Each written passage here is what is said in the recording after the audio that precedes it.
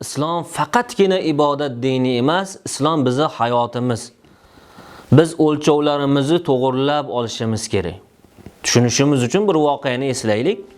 1966-yilda Suriyaning o'sha vaqtdagi muftiysi Ahmad Kuftaru rahimahulloh Pokistonga boradilar.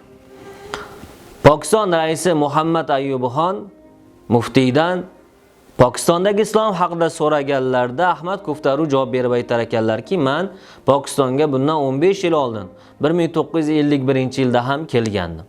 O'sha vaqtda masjid va minoralar qanday holda bo'lsa, hozir ham shu holda turibdi. Men bu safar kelganimda islom binosi quvvati uchun masjid va minoralar bilan bir qatorda zavod va fabrikalar bunyod bo'lgan bo'lsa kerak.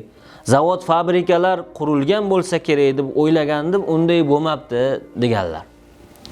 Ulamolarimizdan Muhammad G'azzoliy rahimahulloh aytadilarki, musulmon kishi islom kelajagi undan talab qilgan ilmiy, iqtisodiy, harbiy kurashdan g'ofil bo'lib, hayotini Ka'bani atrofida turib o'tkazib yuborsa ham, bu Allohning huzurida unga foyda keltirmaydi.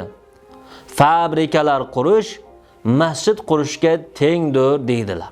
Azizlar, biz kelajagimiz uchun, farzandlarimiz uchun, mo'min musulmonlarimiz uchun, boshqa mamlakatlardan orqada qolmasligimiz uchun, qaram bo'lmasligimiz uchun zavod va fabrikalar qurishga ham haris bo'lishimiz kerak. Masjid qurgan kishiga qanchalik xayrixoh bo'lsak, zavod, fabrika qurayotgan kishilarga ham shunchalik xayrixoh bo'lishimiz, savobini Allohdan umid qilishimiz kerak bo'ladi. Biz musulmonlar islomni ildizini yaxshi tushunishimiz kerak. Biz din va dunyo ishlarimizni qushni ikki qanoti kabi parvoz qilishni o'rganishimiz kerak. Zero maqtalgan musulmon kim edi?